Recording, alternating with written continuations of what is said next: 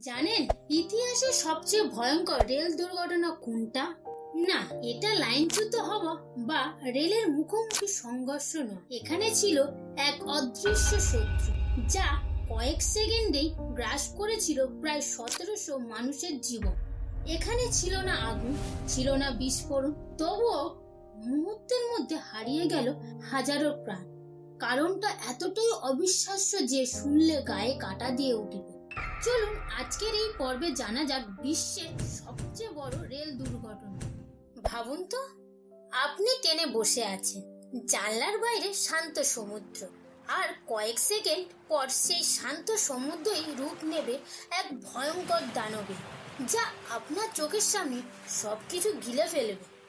ঘটনাটা 2004 সালে 26শে ডিসেম্বর সকালে ভারত মহাসাগরের তলদেশে ইন্দোনেশিয়া উপকূলের কাছে ঘটে যায় এক ভয়ঙ্কর ভূমিকম্প।